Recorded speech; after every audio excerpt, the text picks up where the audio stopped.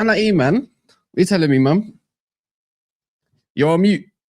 Touchline's jumping over as well, so here we are. What's going on? Yeah, man. All good, man. In the hood, got the Carrick Here We Go. I couldn't believe I didn't drop the video this morning. I was fuming. I was just out of it. We got apparently Carrick's got some money to play with, but not obviously. We never know how much. It's probably just PR. And then Carrick said something very interesting to Rio Ferdinand in the interview he only made about 3 weeks ago. So, what's this? Was that with Rio? That was a while. I think that. Nah, it wasn't that not that long ago. The one with Alex Ferguson in the background. Yeah, no, I think that was sometime last year, like a couple months ago. From what I remember. I have no idea, to be fair. Yeah, from what I remember, it was a couple months ago. It was definitely. But anyway, it's something that you would like, isn't it? Is he said that he'd build around Kobbie Mainoo. Like if it was him, he would build around it. So I do wonder in the next 4 or 5 months of whatever tenure he's got here, does he end up building around Kobbie Mainoo? And to be fair, would you? Or would you build around somebody else? I don't really like the idea of like building around one player, because say that player gets injured, what then? Having said that, I'm very much like there are certain players that should be like part of the spine of this team, and Kobbie should be part of the spine of this team. Like I don't really see how that should even be in question, to be honest with you. He's one of our best players. He's for sure the best midfielder, but aside from Casemiro, who's basically on his last legs, he's basically the best midfielder we have at the club. This is a fact, by the way, Antoine. We never run well. Never. No, we were run well, but under the Busby era and in the early 90s. Yeah, but I'm talking about ever since Glazer's coming, we ain't been run well. Oh yeah, 100%. Yeah, they got rid of everything. We're the first club to do multi-club model with Sporting, and then we got rid of it. I didn't even know we did multi-club model with Sporting. Yeah, with the whole Cristiano Ronaldo thing and everything, and then it got and women's football as well. They took that away. To be fair, we had it for a while, because remember we had what's my man's name? They had Deng from I think it was from China. Remember that Deng? Oh my days! Remember? I think so, yeah. Yeah, like back in the day, and then they brought brought in Juve as well. Like Dong Fang Zhou. Yeah. They brought in Juve as well, like in 2011 or something like that. So yeah, they and then they had a couple of we still have like a couple of links with like clubs like in what's it called? Is it Antwerp? Maybe something like that. Yeah, so yeah, we could dive into all of that, but we never really utilized it as well as we could have. But anyway, as Man United made the correct decision, is the one we're gonna be anticipating. The fact that Carrick's here on a Tuesday, at least I thought it'd be done yesterday. But is anyone starting to notice that? Here we go. Yeah, he's done. Yeah, it's done. It's done. I know it's done, but I'm saying that here we go. I haven't even seen that. Nice. No, we don't need Here We Go. It's done. I don't need Here We Go. I got Ornstein, Bomber, and all that. Everyone, Laurie Whitwell. Just name names. Have you not noticed something? I see, Aaron, you've been around for a long time. You remember E-Man, like last season, or the time? No, sorry, but the time before, it was last season. To be fair, before we got Amarim, I was anticipating the idea of probably going down maybe the Maresca route, maybe looking at someone like McKenna's or Carrick's or somebody of that. Somebody a little bit different, because the world of managers today were rubbish. Obviously, Carrick gave us 4 great games when we was in the mud. But But you can't obviously go off 4 good games, even if it was a draw against Chelsea, I think it was, or whatever. But the way I view things is with Carrick is that Man United's made the right decision out of what candidates were there. But my issue is the fact that Wilcox was still leaning towards Solskjaer before he probably saw, which Ineos's problem is I think they saw a reaction of the global fan base of hearing that Ollie might be back at the wheel. And I think that's what a big part of Wilcox, or probably his decision to say, oh, you know what, let's give Carrick an actual go at this interview. And Barada was apparently really not for Solskjaer in the first place. So it's like, it's kind of more evident to kind of show us fans of the club that I don't think everyone's in sync of the way they need to think. Yeah, I mean, I think I said it yesterday. That obviously come out that they're gonna assess it at the end of the season. I think Barada gets sacked. I think it'll be Barada who gets binned. To be honest, he's not on the same wavelength as the other ones. You get what I'm saying? I think the other ones are all in a similar identity. I think Barada, with the Amarin stuff, and yeah, I don't know. I don't know where we go to as who we get after Barada. But I just hope they get the right decision. Do you know what I'm saying? But I do agree this is the right decision, getting Carrick instead of thing. I think they said that it was because Solskjaer wanted the permanent job, no? That's what. But I Carrick doesn't. see, one thing I'm going to say about Ineos and Man United's PR, they know how to spin something completely in the left direction, right? And I don't know whether it's Solskjaer being a bit of a liar or anything along them lines. We got told by Solskjaer he'd do it for free, right? And yada, yada, yada. And then all of a sudden, he's expecting big bonuses and all this kind of stuff. And hopefully for the permanent manager. Yeah, I know, I hear it. But it's just like the way they spun that on its head to maybe justify why we're going for Carrick, I think is a little bit... you can't trust United, innit? At this point. You can't trust everything that you read. I don't take Solskjaer to be one of those sorts of people. But behind closed doors could be another situation. What I'm hating here is the fact that there's this approval, not from us fans, right? An approval from ex-club figures for certain players, like, oh, that might be the head coach or whatever it may be. That's what pisses me off. Why are we looking at ex-players only to be our interims? I'm not saying that interims are amazing, got amazing CVs out there or whatever, but you could even like my thing, why does it have to be an ex-Man United player? That's where I don't understand. It's like, is it because of the PR will spin with the fans and it will be a little bit more soft on Ineos, or are they just afraid to go somewhere else? Like, I don't know, give it to Xavi maybe for 5-6 months, someone a little bit more accomplished. He wouldn't do it, though. He wouldn't do that. You don't know that. No, but we probably do. Like, what chances of Xavi taking the United job for 5 to 6 months? I just don't think the one that says that he's desperate for the United job in Fabrizio Romano. Yeah, but he's desperate for it permanently, Kaz. He wouldn't want it as interim. No way would he. Yeah, but if you can prove yourself, you get the job, innit? I don't think it works like that.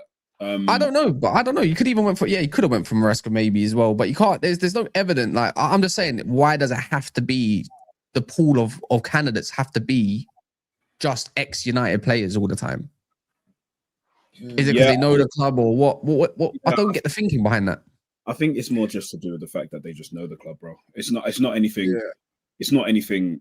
At the end of the day, with this role, we're out of all the cup competitions. We've got 18 games left or less than that. Like, we haven't got many games. Like, you've literally just got to get us through to May, to the end of the season. Like, it's not. And on top of that, like, it's a bit of a win-win, because then you can then assess in the summer. You don't make the same mistake that they probably think that they made with Amarim by bringing him in mid-season, and then it just going completely because the guy can't buy a win. So, like, it just, this way, it's a short-term fix. You get through the season, you possibly get Champions League football, and then you can reset in the summer. You have your targets already in place in terms of who you want to be looking at when it comes to what areas you want to address in the squad. And then maybe with a bit of input from the coach when he gets here, and then you go again. I'm not really looking too much into it. I'm not mad at Carrick getting the job. I wanted Carrick to get the job. I'll be honest with you. I was very... You don't? No, I said I wanted Carrick to get the job.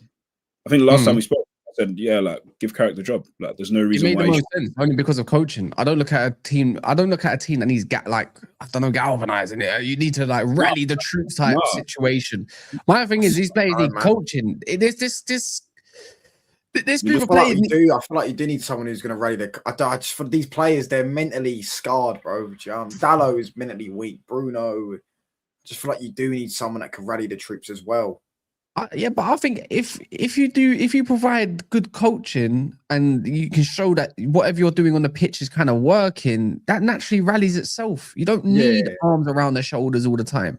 We got young players. You can't just go down to a young player base like Ahmad Seskos and whoever else you want to call heaven and that, and not have them have proper coaching. Otherwise, we're going to be stuck in 4, 5, 6 months saying, is this player barely improved? Yes or no? Do you know what I mean? My thing is there's a good enough pool of player there to go and get results against bottom feeder teams, mid-table teams, even top teams on our day. there's a good enough squad there to finish in the top 4. Exactly, especially now that we can now we can put an actual figure of how many games we have this season left over. I'm just looking at the league. Like, the league's not very good this year. I'll be honest with you. Like, no, I agree.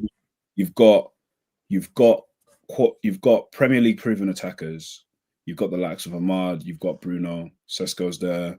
You're playing 1 game a week. I'm not gonna lie. You don't need galvanizing. You just need to have an ounce of shame, like, and play football, bro. And more time. You don't need like a cheerleader on the sidelines. If you have a coach that is telling you what to do and it's working, I promise you're gonna do what he says and you're gonna perform. So really and truly, we don't need like someone that's gonna be like people cheering them on and giving them a pat on the back. Like that, the idea of Oli even being an option really after, like, I'll be honest with you, like, for his own sake, like, I didn't want him to do that. I didn't want to see him again, because I didn't like the idea of seeing him like being here and then I'm telling him he needs to leave. Like, I don't like doing that, bro. Like, that wasn't nice at all. And on top of that, even with all of the good bits that were there, and when it came to like actually coaching the team, it was Carrick and McKenna that was doing it. Yeah, that's what I'm saying. That's why there was no point in bringing on it for me. Yeah, you've got one of the, and you couldn't bring both of them. You had the opportunity to bring Carrick here, who will only be here till May, and he's fine with being here till May before he gets another job in the summer, hopefully, for himself. So ultimately, like, it's a no-brainer. Like, I'm not really I don't really look at it and think anything differently. If anything, I'm pretty happy that Carrick sort of like said, yeah, like, I'm fine with just doing this for this year. I don't need to do it. I mean, I'm trying to do it for the rest of the season. I don't need to be here for the rest of the year. I'm pretty good with like whatever happens and whatever comes. But I also like the fact that I even saw a report that, from our favorite source, Cass, saying that he wants a midfielder. So already, I mean, he said he wants a midfielder. Yeah. Oh, but my days. He said that we want Xabi Alonso, bro. We're not getting him. At this point, can you really deny this guy anymore? Yeah, I can. You can't say he's a waffler. Look, hold on, touch on. You can't say he's a waffler by saying what we want. There's a difference between what we want and what we're going to get. We can. Do you really think we want to get Xabi Alonso? I think he literally left like less than 24 hours ago. Yeah, with a 71 win percentage and just came off. No, he's a quality manager. I'm saying he's a quality manager. Bro, like, are we saying that he's not a good manager? No, I agree. He's a good manager. Yeah, I'm saying I just don't think we want him. I just think because it was like as soon as Man United he tweeted it saying Man United's are now on high alert for Xabi Alonso. I just don't think we want him. I don't think he wants to join us either.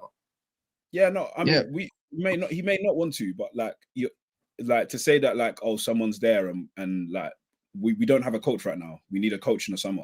And like one of the best young coaches, like probably of this whole ilk of coaches that are there, Alonso's like the best out of the new crop by far. Like to say that maybe we may want him is not really that far out of reach, is it? Like if he's saying that we want to get him, then why not? But yeah, I mean, I don't really think that. If anything, really, we should be looking to see if Enrique really wants to leave PSG. No, I have a sneaky feeling we could get. Maybe I'm delusional, but I genuinely have a sneaky feeling we could get. Enrique. Where is there anything credible to say that? Enrique no, there's nothing credible. That's what I'm saying. But we've got the guy's the king of Paris. The guy's not going nowhere. Yeah, no. That my thing is, bro. The minute that they get you there, you're never leaving. I deeped it though. Alonso's ex-Liverpool. I don't think that can run with me a little bit. I'll be honest. I don't think that goes down well. I was thinking like at first, you know, Busby used to play for him though. Yeah, but bro, rivalry back then compared to when it got into the 80s, 90s, compared to obviously 2000. Yeah. Obviously, it's died down a little bit, yeah, but it's a little bit of a sour taste. You know what I mean? Like a Tottenham coach going to Chelsea, vice versa. I think it's weird. At first, I was like, oh, we should be looking at. I don't think we should be looking at this. I'm sorry, but because I just know, like you say, for Pete, like Ollie's sake, he should come back. For Alonso's sake, if things don't go well, God forbid. No, I hear it, man. I wouldn't want him either because he's a scouser in it, but inside job. Huh? An inside job. I think he's in the midst of taking over slot when he eventually fails. Yeah, possibly. I wouldn't be shocked. I wouldn't be shocked if Liverpool go after him. Like, and he'll go for that job because they've actually got the tools to play the likes of how he wants to play. yeah, Exactly. yeah. You got Frimpong, you got Verts back. You know, you got proper wing backs. You know, you got Kirk as more of a wing back than a fullback for me as well. If you choose that as well, Graven Birch, McAllister, whether he stays or it don't really matter to me. You know, back three. I mean Van Dijk probably going to a later age and all that. All these gays maybe coming back three defender. It kind of just makes sense in my mind. Even though he changes to a 4-3-3 in Real Madrid, I think he'd go towards his original plan or maybe a way of playing. I don't know in it, but my thought of what we bring with Michael Carrick is I want to know who becomes his kind of favourites. Do you know what I mean? And I think that's something that pisses me off a lot with coaches when they end up picking players that we know as fans or even rivals or just as future or just football fans about crap. How do you know he's gonna have favourites? Every manager has favourites. Yeah, come on, man. Every manager. Every Bro, manager Pep's has still favourites. playing Bernardo Silva. He's washed 2 years ago. You know what I'm saying? He Like, still has a big every part to manager- play though. Yeah, I know what you're saying, but he just, every manager has favourites, bro. And you know, I know his favourite. He's gonna have Kobbie Mainoo as his favourite. Mainoo's gonna be his favourite. But that's how we should be moving. He's our best, probably all round in an 8 kind of midfielder. I think Brighton goes to show that we got told he can't run, we got told he can't duel, we got told that he can't defend, and he was our best defender over someone like Bro, he was Agate. brilliant. Anytime I hear the name Agate in these little tacticals, about he could be a important figure, it pisses me off because he can't play football. I thought that was mental, you know. Like, why has everyone just then decided that this guy can't run and he can't defend? Bro, like, did anyone actually watch that game? Like, am I bugging? Did I watch a different game from everyone else? Like, the minute he left, the whole middle of the pitch just looked barren and empty. Like, he was the one that was blocking passing lanes. He was the one that was, whilst Agate was running like a headless chicken and moving around, like he was the one that was having to like stay in one position and marking space, guarding space, then was the one taking the ball off the centre backs, relieving pressure. And by the way, even when they were trying to throw him hospital passes, he was the one controlling it with one touch. You can't bring him. He can't be starting. This is what I'm just hoping. As a former midfielder himself, a great one at that. He doesn't look at Agate and think that's the guy that's gonna get me my flowers as an interim manager or whatever. Because like Fletcher tried it and goes, so you can have all the running you want in the world, but your position is awful and you're always making recoveries and you can't pass. So that's why it's looking. That's why I hate it. The way I feel in my mind, I was explaining yesterday how Carrick kind of sets up his team. Even though it looks more like a back three in build up and everything, it suits more of a Casemiro. If you've got players that are good out wide in wide areas, this is why I don't opt for players like Martinez, right? Because for me, it's about what can you do in wide spaces. Heaven is a much better product for me as a footballer as a whole with his potential of doing that out wide stuff. So is Mazraoui when he inverts because he's more of a supporting figure, does a lot of good underlaps. You know, let Luke Shaw go out wide. That's where I'm at. And if you got that, Casemiro has less space to kind of utilize in terms of like trying to defend, and you get the best out of Casemiro. One thing I can say about Amram, he probably got the best out of Casemiro, right? For what we saw.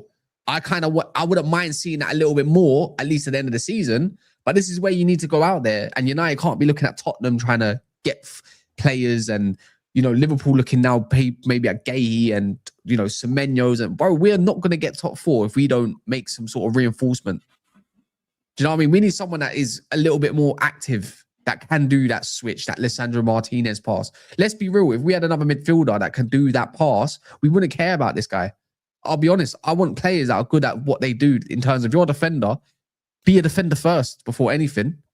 All that. I would be interested to see even if you might even play someone like Aiden Heaven in the middle of the park, since he was a former like proper DM and he's very comfortable on the ball. Yeah, but I think we need him at centre back in a minute. He's playing really well at centre back. Bro, yeah, I hear it. But we got to look at what's good for us as a team and obviously play players to strengths. Heaven has got a build that can really help the likes of a Kobbie Mainoo. We talk about the likes of Anana. If you remember the conversation, man, I was very against it. And then we talk about partners for Kobbie. The goalkeeper or the midfielder? No, the midfielder. I was very against an Anana coming to the club. But now you see it, it's like, well, the closest thing we have to that is quite good at recoveries, quite good in the air, that can pass the ball, dribbling's very fine as well, is someone probably like Heaven. Do you know what I mean? Who can certainly learn a craft, whether you play him at centre back, left back, or DM. I think he's fine. I don't think he moves. I've seen him glide past players. All you got to do is let Kobbie be the best player that he can be, and I think you got a bit of more of a chance. and let Bruno stay forward. Yeah, it'll be interesting to see when Marden and Boma come back. Sort of like how Carrick wants to set the team up. Who he Amand's goes going right wing in it. Let's be real. Yeah, We already know that. Yeah, it just depends on who he goes with, what combinations he decides to use.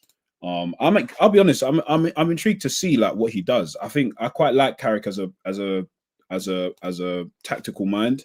And on top of that, I quite like how he plays. I like how he can be quite pragmatic when it comes to understanding what the team has in terms of personnel. But then he's also very much likes to keep the ball. He likes to play with possession. He likes to be on the front foot, and he likes to create chances. So I'm quite I'm actually quite intrigued to see what he does, and I just want to see what he can do in terms of developing these young players. Like, you might as well give these young players an opportunity and a chance. Like, does that get you over the? Does that get you to that top 4, top 5 spot? Can you believe enough in them? Like right now, I'm not really believing in the likes of Euro starting. That's for sure. Can't really believe in that. So who? Yeah, that's my point. So like, who would you then consist of as a young player? Because to me, that are 15 players. That's promising. Yeah, well, not even promising. Young players that are in the first team that are playing. So for me, if we want to get, go on, Euro, Heaven, and you only say. I get I get why you're saying that. So Euro, Heaven, Kobbie, who else? Dorgu. No. I mean, but you've written him off. Who else? Shea Lacey and all these players. I don't think Shea's going to be enough. Break through. I don't think Shea's going to be able to break through really now or get his minutes now because in Burma and Amanda. Because we need to get into a certain position. You can't rely. If Euro not getting over the finish line if he's starting at the moment. He's not right now, anyways. He needs to prove himself otherwise. And you think Maguire is? I think Maguire's for me. De Ligt's an easy choice for me, but it's more like the thing is, as much as I like Euro, right now Maguire is better than him because of what he offers as a partnership with the likes of I would say Heaven at that, not Martinez. But we've seen Martinez in Euro. It's too weak. It's too lackluster. There's not enough aggression in there for as much as that guy's got small man syndrome. It's not enough. It's not Euro's fault. A little bit. He's been playing out wide and that, but he needs to learn the game as a defender about awareness and probably get a bit more physical. You know, don't be afraid to get more physical. I can see Euro's confidence is down heavily. I remember that man used to be switching the ball like it was easy. You know that switch I'm talking about, that diag, but he's not got that in there at the moment. And I wonder. Sweep up well as well. So this is what I'm saying. United need a lick back, but right now United need a base. And United's base, if it was to come to the likes of the weekend against City, I'm hoping I see a Maguire and a Heaven at the back for at least. Do you know what I mean? I think they work well as a partnership. In the air, I think we could definitely hit City in that department because they're lacking at the moment with that. So it's just. I want to see, and I think they're good enough ball players at that. I think Euro needs to come in. I think as with a De Ligt. I think he needs to. If Euro comes in with De Ligt, I can hear it a little bit more because I think them two would work well as well. I don't know. But depends what Carrick's obsession with left-footed defenders are like or not. Because I don't think you need a left-footed centre back whatsoever. I just think you just need someone that's got a brain. I don't know, man. I think for me, the way I look at the players that have a future at this club and who can develop and who can. I'd rather I watch a kid who's going through making his mistakes and understanding, knowing that he's talented and he's got talent and he's just literally in a series of he's just at a stage of development now, playing in a shoddy setup, like an awful setup.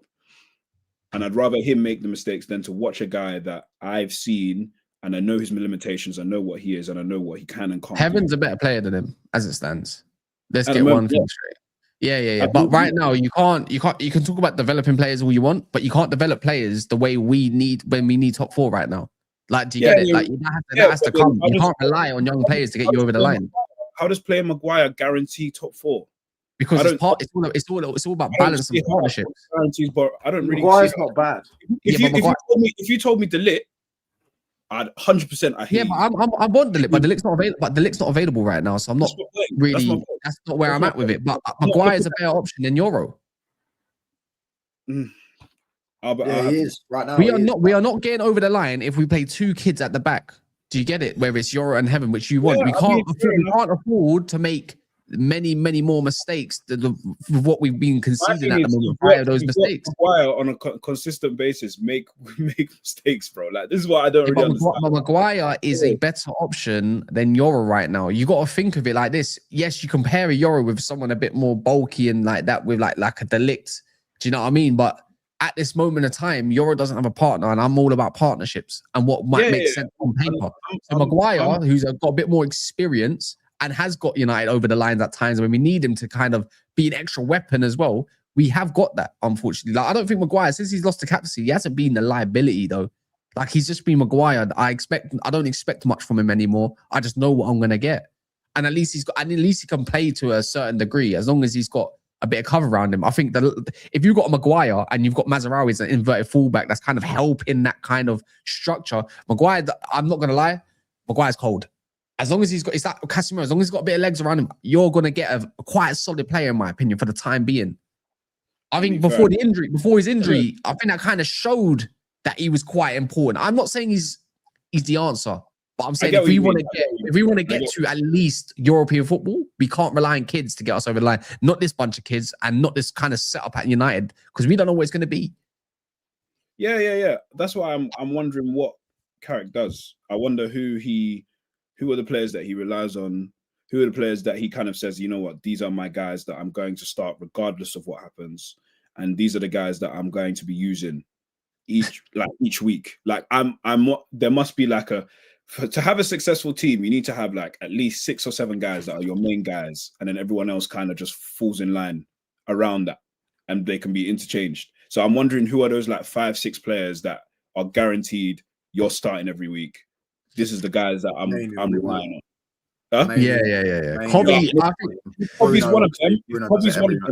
If Kobbie's one of them, great. Because really and truly, that pivot should be him and Casemiro.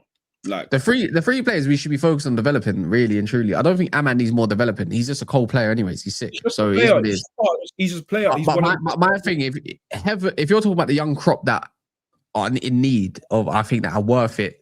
Even just developing right now, as in the starting 11, it's for me, it's Heaven, Kobbie, and Sesko. They're the 3 in your spine, and Larmans. That's your spine, your future. You need to focus on developing that. Everything around it, whether it's good enough or not, obviously things can get changed. Obviously, Ahmad is young, but I don't really count that, because I think Ahmad is not part of that. Ahmad is not part of that development kind of group. Yeah, Ahmad is. How old is Ahmad? He's 24 now. Nah, yeah, he's 23, but what's it called? He's a very good player, and he's not 20 years old anymore, innit? So he's one of our best. He just players. developed himself, really. Yeah, he's still developing. Don't get me wrong, but he's going to develop no matter who the coach is. We almost ruined. We actually ruined his. We almost ruined his development. He developed himself, though, innit? Like, and he's still good. He barely played and still just developed. That says a lot. We almost ruined that guy's development, and he's this good. So for me, like Ahmad's not part of the young group, or like he will be like he chills with them, like in terms of socially and this, that, and other. But when it comes to like playing games, like he's one of the first names on the team sheet that starts. Sure. Yeah. But yeah, no. By the way, you're not getting over the line with Carrick and Steve. This is how I know you know nothing about Steve Holland.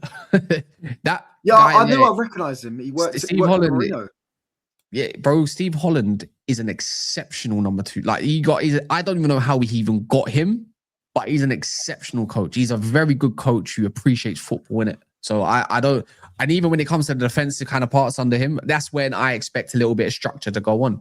I just don't know if people are going to be patient enough with the way Carrick wants to build up, because he is very slow, and he does want to draw players in, like teams in to Man United so they can play around it. It's very patient. And that's you're going back to Louis van Gaal kind of era, kind of patience. Maybe not so static, but the way I view it is, don't expect Man United to be doing gung-ho pressing. And I think it goes to show that we can't sustain gung-ho pressing the way we have done. Under Fletcher, you can't do man-to-man pressing. It doesn't suit us. But I think a possession counter-attacking side could work for what we do have at our disposal. It's something similar. I know it's going to sound dumb, but I wouldn't be surprised if we see something similar to like how Wolves were playing last season. You know, where it's possession and counter, a little bit similar. I don't think. I don't think. I think it'll be interesting to see. It would be really interesting to see how he works and how it's implemented. To be honest with you, because I think one thing about him is that he really, above all else, his main thing is more the element of control, and also being able to dominate a game and that element of control. So I'm really interested to see, like, and he's not afraid to play different players, drop players when they need to be dropped, or not play certain players for specific games. So, for example, even when he was here and he played, like, in that Champions League game, it was a must-win. I'm pretty sure that was a must-win game. You dropped Bruno to the bench. He's like, bro, like, I can't be having him like losing the ball, like losing possession, like with every fifth touch he makes. But the difference is he ain't got Pogba and all these men to kind of 100%. I get, and to be honest, I don't think he even had Pogba during that time period. I think he did. Yeah, he did. No, was he injured? He was injured. Yeah, I'm sure. He was injured during that time. So I know he had Fred. Fred was his key man. Yeah, he came back for Ragnick when Ragnick was there. Pogba came back. So I'm pretty sure he was injured. But yeah. So for me, like, I look at that and I just think, okay, cool. And when you guys talk about like arm around the shoulder, this, that, and other, the one thing that will always say, there's that, and there's also respect. A lot of those players, not even a lot of those players, all of those players that have been there, players that are new, they all respect Carrick. All of them will respect Carrick there, bro. Like all of them will respect him there when he's there. So at the very least, they will listen. And on top of that, I think they kind of know how imperative it is to, at the very least, finish as high as possible in the table, because we now have nothing else to play for. Now that we're out of both cup competitions, lowest amount of games that we've ever had in over a century, like 111 years, which is mental. Like, you've only got like what? We're probably only playing like what, 40 games this year? Yeah, 40? No, that is it. 40 games? Like, that's actually nuts. Like, deep it, we're only playing 40 games this year. That's crazy. I was there thinking at least we'd have like the FA Cup run. At least. Like, yeah, not good enough to do that. Flipping hell. Yeah, the season's done. So yeah, that's why. So damn, heads got a roll for this, isn't it? Heads have got a roll. Yeah. Someone's got to get. So for my, you know, I say it like this, isn't it? Yeah, for my own sanity, for my own personal sanity. I don't know what you lot are like, yeah, but I need a scapegoat, and I need to be brought into the PR of someone getting sacked, so I can feel better about myself. Yeah. As a fan, do you get it? I need someone. So I can talk about stats. I could just go in panel shows. I know they're saying that. I don't know how true it is that. Oh, Ineos are going to review everyone. The group, the leadership group of who makes decisions at United. They're going to get reviewed. Well, if that's the case, then Barada and Wilcox need to get sacked ASAP. Yeah. No. I think Barada. Think of it like this. How much money has Barada cost Man United just for his decisions alone? I think Barada will stay. But Wilcox is defo. His seat is. No, I think it's the other way around. Nah, you don't get rid of the money man. Unfortunately, like, really, even though Barada probably, like, his hands are defo on when it comes to when it comes to picking Amorim. But Wilcox, he's had a hand in the signings. He's had a hand in not just the coach, keeping the coach, getting rid of the coach. Like, they ain't getting rid of Barada, bro. Like, the person that's there, that's on the chopping block, is Wilcox, because Vivel's in the wings for player recruitment. Like, do you know what I mean? Like, there's people that are there that have actually done their jobs, or they've like, you know, that there's people that are there that have done their jobs. Wilcox hasn't done his job. Wilcox can't actually say there's anything positive that he's brought to United in the past 18 months that he's been here. And that's saying, and we lost Nick. And bro, I remember speaking to Cass about this earlier when he was saying that I was just complaining for no reason about Ineos and Wilcox, like, when they first got here. And I was just like, bro, like, it's not even that. It's more the fact that this guy, like, in terms of his CV, we lost the likes of Nick Cox because of him. Nick Cox actually had a reason to get that technical director role. Like, if anything, he was the perfect guy for it, because he understood the academy players more than anyone. And because he was the reason as to why a lot of those players were coming through within those youth teams. And then on top of that, he was the one who understood the pathway into the first. He was the perfect blend, and we let him go to Everton for nothing. Like, so I can't. I think Christian Vivel has been carrying heavy. Yeah, he's done well, man. Yeah. Heavy.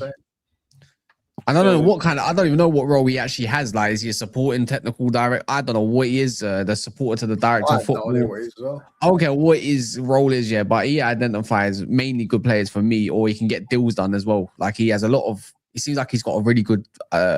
He wants Stiller in it. Phone book. He's got good contacts and stuff. Yeah, of course he does. But we can't just go for the German league every single time. I mean, I like Steeler, right?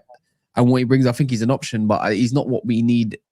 ASAP. It even comes out today. Yeah, again, it comes out every week or so. Man United want these two out of these 3 midfielders. God, give it a rest. We get it. We want Anderson, a Wharton, or a Baleba. That's why Champions League football is so pivotal, though, because I don't think we get a Baleba. I don't think we get a Wharton or an Anderson. Yeah, I think Baleba will get anyways. I think United's big issue is like kind of striding away from these British signings. I think you need people that wanna. Don't get me wrong, yeah. I'm not saying that others don't have the same passion or drive as like English players or British players, Scottish and all that. But there's a difference of meaning why all these successful teams over the years always have a core group that's the best talent in the country. You keep letting the best talent in the country go to City, Liverpool, and all these lot. You're just down a pecking order with players that are they're good, but just not as good as them. Yeah, that's why players like Kobbie is important. That's why players like getting a Wharton is super important, and everything else comes around it. Do you know what I mean?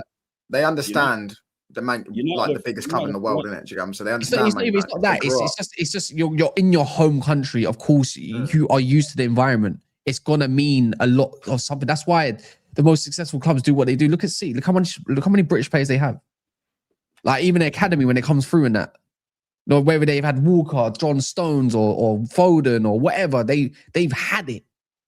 Nico Riley now is in the team. You know what I mean? It's just like they're just picking them players. And you know what? That goes to the likes of Semenyo as well. Semenyo, remember, he grew up in this country as well. Even though he obviously reps Garner and that, them sort of players understand what it is to be hungry and want to do well in the country they grew up in. It's players like that. So, and we missed out. We keep trying to go up to Italy and all these players from Bundesliga. They'll never, you can support the club, but they'll never understand it fully. That's why the core is important. And that's why I never ridicule when Wilcox Brackcliffe said we need a British core. Because everything else becomes infectious after that. We've gotten away from that. And way away from that. That was the whole. That's what we built our success on. That was literally Sir Alex's whole USP. Is that literally homegrown English. Why the league was, facts. He used to go around and buy the best players of all the other teams in the league. He used to buy, even though Keane's not British, Keane's Irish. Keane gets the English game. He bought. So top British talents. Like it's always been top British talents. British and Irish. Yeah, that's what I'm saying. Andy Coleman. That's what I'm saying. Like he wanted Shearer. Like he bought Teddy Sheringham. He bought Carrick. Yeah, I'm saying he bought, and then he always said the core of the Giggses, the Nevilles, the Beckhams. But even if you can look at, you can even make this reference towards other countries like Bayern. They always buy the best German talents, or Barcelona. Look at what they grew up on and why Real Madrid struggled. Juventus, all the Italians and all that. It's the same version no matter where you go. Yeah, no, you're right. And as soon as Juventus stopped doing it, they stopped dominating. Facts. It's just the way it goes. And when United stopped doing all that, and we went to a different left, it all went to Liverpool and get all the Andy Robertsons and British is Irish. No, it's not. Northern Irish. But what's it called? That's why Andy Robertson's, Trent's, Henderson's, all of that, yada, yada, yada. You can keep flipping naming all these players. It's like they've always got a core, solid group that are talented. So that's why I can see why the argument, that's why the disregard for Kobbie is insanity for me. Because unfortunately, he's the best thing that we've got since a long time. And we have got others coming through, but you don't know if they're going to adapt to the English game the way we need them to. So I just think that's why I'm very hopeful that we get someone like that. But right now we're looking at players like Neves, which is not a bad shout for the time being. It is a bit of a stopgap. And if you are signing him, does he take? I don't know. I'd rather, if you're gonna go Neves, I'd rather go buy Hayden Hackney, bro. I think that's agent talk, bro. I'm not gonna lie. I think his agent just trying to drum up like interest to get him back in England, bro. I'm not gonna lie. I don't see that. I'll be honest. You know what the issue is? It's the midfielder slot for me. If you're looking at to bring in 2 to 3 midfielders, if you get one in now, then does that mean in the summer you're still looking at only one midfielder? Like what's the plan around it? See, I think United are looking at a loan. If you can loan Neves, right, with an option, cool. I can get behind that. I'm not really too fussed about that, but he can't be one of the two, I don't know, slots of midfielder profiles that you're trying to get that are meant to be like an elite category or an elite potential category. I think they're kind of moving away from like the whole sort of like loan, sort of like, and like getting people that are going to be here. I think that's. I'd honestly go get Jimmy Garner. I swear down. Well, you love this guy. I don't see it, bro. I'd rather go and get like who? Tell me that. All right, hear me out, yeah. Tell me the real difference between James Garner and Adam Wharton. Are you crazy? No, I'm being dead serious. For what we want as a deep line playmaker, yeah, this is what I mean about PR. And I'm not saying Adam Wharton's trash or his ceiling's not as isn't higher, yeah. But as it stands, yeah, what's the difference between both of them? Especially this season. Adam Wharton, every time I watch him, bro, the passes he makes, he breaks lines like that, bro. So does Garner. He's the best deep line playmaker in the league right now. Oh, so you don't watch? So you don't? Do you watch Everton? Does anyone watch Everton here, please? Please, does anyone actually specifically watched how Garner plays? It's so similar to Wharton the way he's playing at Palace. Yeah. Bro, this guy, bro, every pass there's no sideways passes. Every pass he's breaking the line, bro. It's intent. Do you get what I'm saying, bro? I remember watching, I think it was the Aston Villa game. As soon as I turn it on, bruv, Wharton gets the ball on a turn and he plays a lovely weighted pass on the left-hand side and Palace went through on goal. Oh, Jimmy Garner ain't played that beautiful little assist, just Jack Grealish from doing that same kind of movement, the same kind of pass as well in the early season. You think James Garner's... You've been onto Wharton for a while, man. Like, we've been... No, I'm not saying don't get him. I'm not saying don't get him. I don't know why, but you've been onto Wharton for a while. If it was me, look, see, if it's me, I like six. I think we need 2 6s that can actually play six as deep line playmakers. I want to go towards that, but someone who's got a bit of grit about them as well in the same breath, yeah? Garner is coming onto his last year of his contract. He's an ex-Man United player. I just think we should be looking at players like James Garner. I don't think there's actually a much difference between him and Garner at the moment. Wharton, obviously, I want Wharton still no matter what. I hear it, but I think just Garner just don't have the PR that everyone else. I think Garner's been one of the better midfielders this season. He just don't get the props because it's Everton and he's not the young player of England right now. Yeah, I think he's so underrated. We should never let that man go. I think he is underrated. I think he is really underrated. And he's got that defensive grit, and he's got defensive. He's more defensively minded. Well, he's definitely more defensively solid than Wharton. That's a fact. That's fact. He's not a better player than him. It depends. I mean, Wharton. I think they've been like this year. They've been asked to like James has had to play more of an 8 as opposed to a 6 this year. Garner's played right back, DM, and centre mid. And he's mastered it. Yeah. I'm just like, I don't really. If you're gonna ask me who's the better 6 out of them, I'm saying Wharton for me. If you're gonna say, but then like I just feel, I don't know. Tell me now that you can't find a bad thing to say about Garner. I'm telling you now. No, but I've never like I've always had like. Between him, Levitt, and Galbraith, I've always been a fan of all 3 of them. Like when we let them go, it was, bro, I was sad. I was sad. I used to watch them hoop in the academy for time, but I don't really,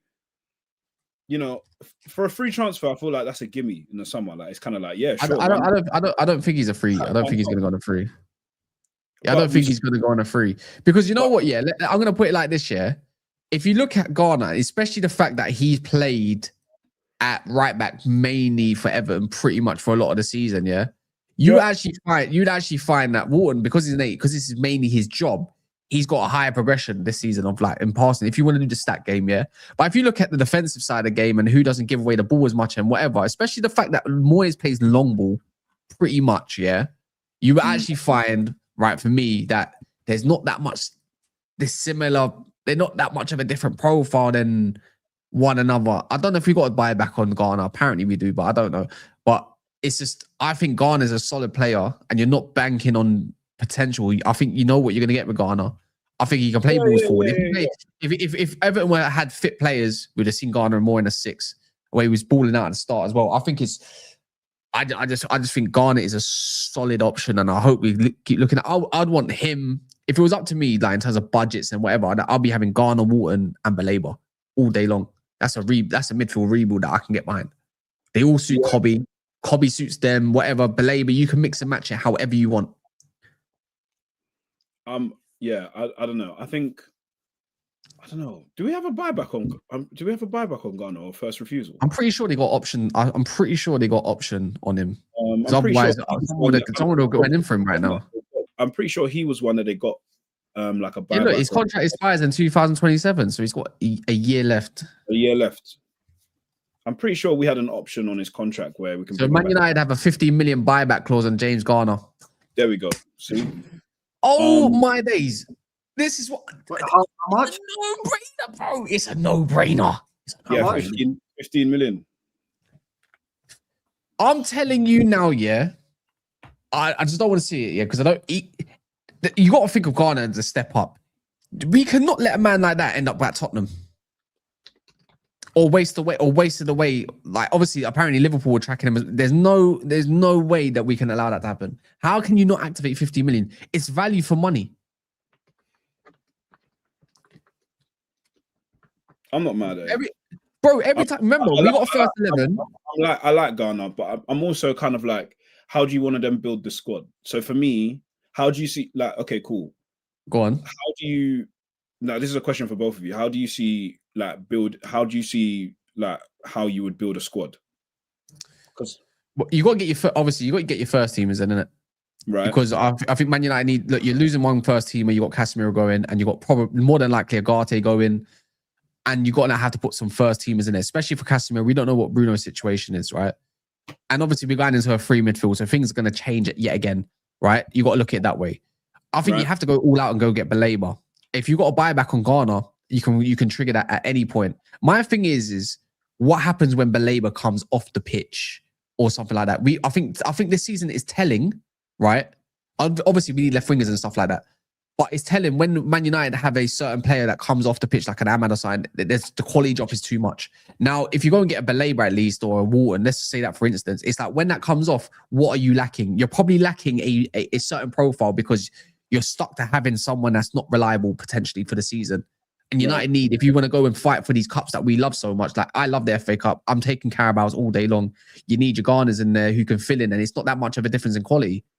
Do you know what I mean? So that's where I look at someone like Garner and is how valuable he is, and the fact that he's British as well, and the fact that he's actually a solid Premier League player, gives you probably 6.5, 7s out of 10 every match, sometimes 8s. I just think you can't talk about United DNA and don't look at players like that who already get the club and already knows what it means, and that should never have got let go in the first place. I think it's just bargain value for money. I've had Jay on my very stream on Never Foul told me that Gallagher for 34 million is value for money. 15 million.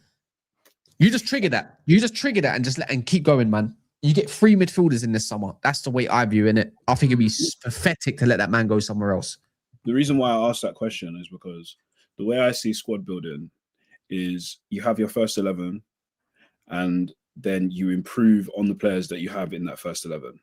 And then players that are in your first 11 then drop to the bench. They drop down. But the issue is, go on, say our issue with our midfield. Say the issue. Do you have midfield? What is it? You can't push no one down because they're all crap.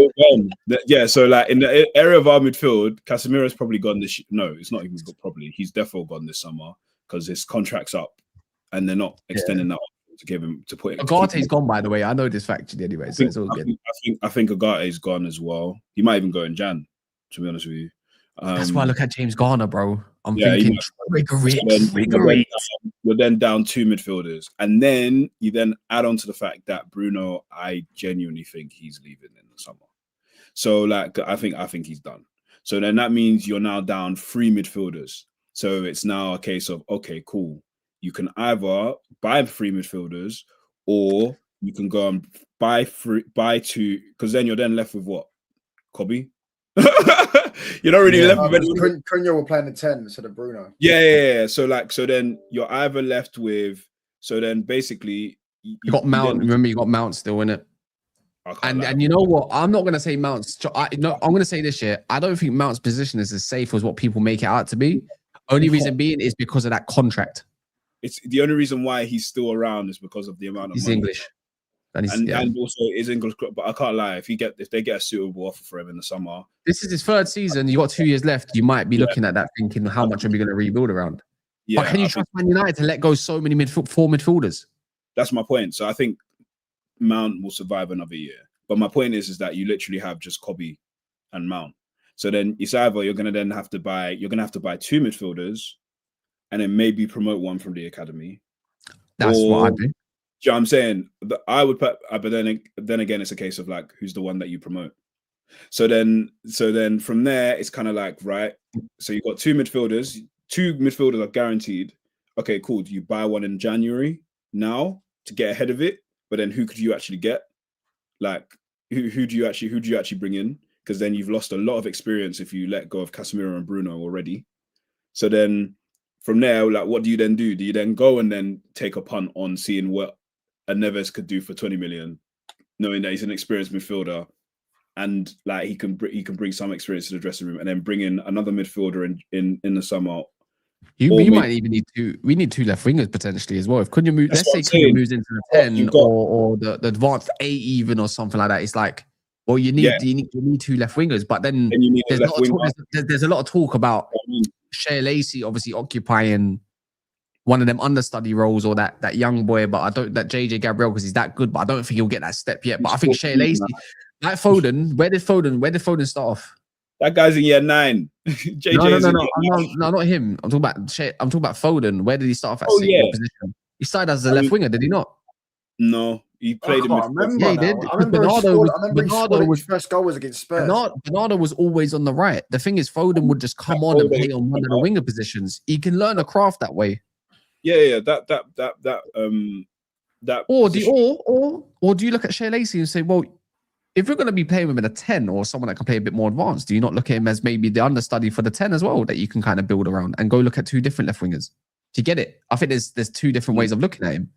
There's different ways of looking at it for sure, but it's just a case of like, you then need to make sure you get it right, because that's a lot of turnover in a space of 6 months when you think about it. So really, you need to be planning from now. So if you can actually get one player in now, knowing full well, okay, this person's going to be here for the next like 2-3 years, and then you get another guy that's going to be here for the next like 4-5 plus. Then, do you know what I mean? So it's one of them things where it's kind of like, squad planning is really essential. So that's why it's a case of like, bro, like if you're going to make changes upstairs, you got to make them now, because or you need to start assigning roles of who's recruiting.